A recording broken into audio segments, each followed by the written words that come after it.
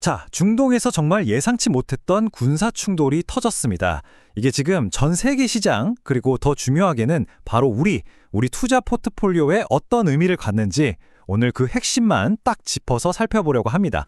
네, 바로 이 질문이죠. 내 투자는 과연 안전할까? 아마 지금 이 순간 많은 분들이 가슴 졸이면서 스스로에게 묻고 계실 거예요. 왜냐하면 이런 갑작스러운 지정학적 위기라는 게 정말 우리 자산에 직접적인 타격을 주거든요. 자, 첫 번째 파트입니다.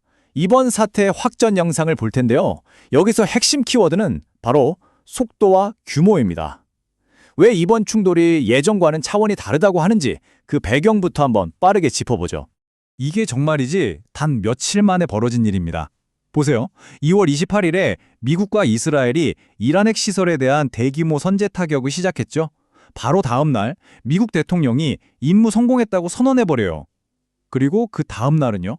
전 세계 금융시장이 말 그대로 패닉에 빠져버렸습니다. 이 속도 정말 엄청나죠? 이게 그냥 국지적인 공습 수준이 아니었어요. 목표물만 1,000개가 넘었고 심지어 수천 개의 저가 드론대를 동원하는 정말 최첨단 기술까지 다 들어갔습니다. 그야말로 이란의 핵 개발 능력을 이번 기회에 아예 뿌리 뽑아버리겠다. 이런 전면적인 작전이었던 거죠. 과거에도 비슷한 일이 없었던 건 아닙니다. 그런데 이번엔 정말 달라요. 2012년에 있었던 미드나이트 해머 작전은 말 그대로 시설 딱 하나만 노린 제한적인 타격이었거든요. 근데 이번 에픽 퓨리는 어떻습니까?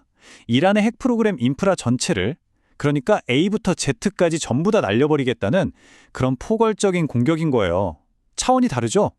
자, 그럼 두 번째 파트로 넘어가 볼까요?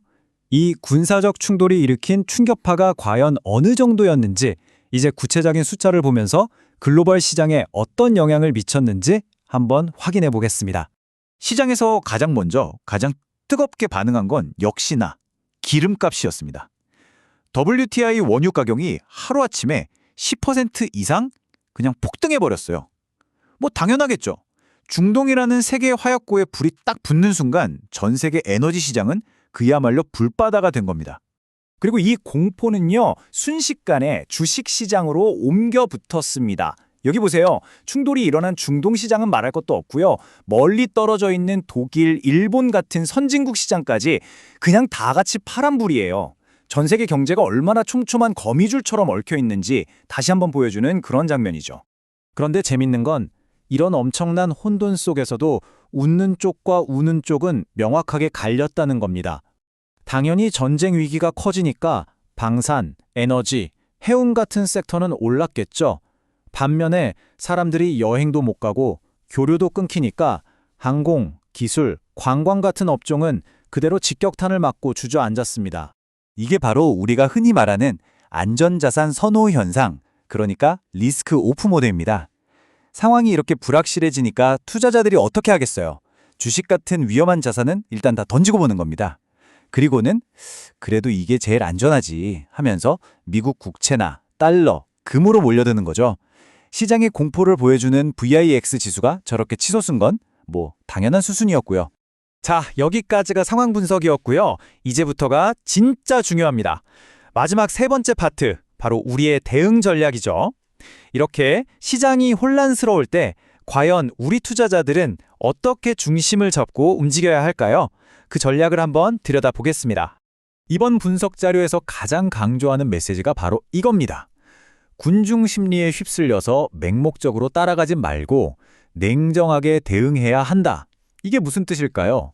남들이 전부 공포에 질려서 팔자고 외칠 때 같이 따라서 던지는 게 아니라 한 발짝 뒤로 물러서서 차분하게 상황을 보고 오히려 기회를 찾아야 한다는 이야기입니다. 물론이죠. 당장 몰아치는 소나기는 일단 피하고 봐야 합니다.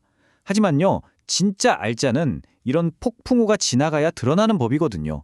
기초 체력, 우리가 펀더멘털이라고 부르는 게 튼튼한 자산들만이 이런 위기를 견뎌내고 다시 일어설 수 있습니다. 바로 지금 우리가 찾아야 할 게 바로 그런 것들이죠.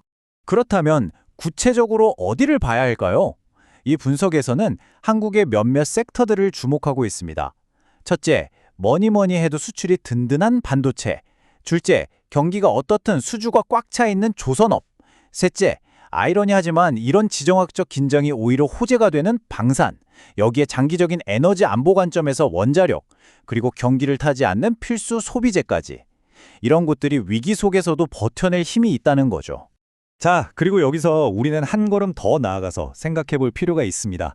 어쩌면 이번 사태가 그냥 한번 스쳐 지나가는 해프닝이 아닐 수도 있다는 거예요. 이게 어쩌면 글로벌 경제의 판 자체를 바꾸는 거대한 패러다임 전환의 신호탄일 수도 있다는 겁니다. 그래서 마지막으로 여러분께 이 질문을 던지면서 마무리하려고 합니다. 지난 10여 년간 우리 시장을 이끌어온 건 기술주 같은 보이지 않는 자산이었잖아요.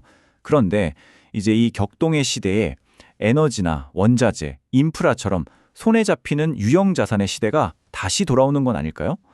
이 거대한 흐름의 변화를 어떻게 읽고 또 어떻게 대응할지 바로 그 지점에서 앞으로 여러분의 투자 성패가 갈릴지도 모릅니다.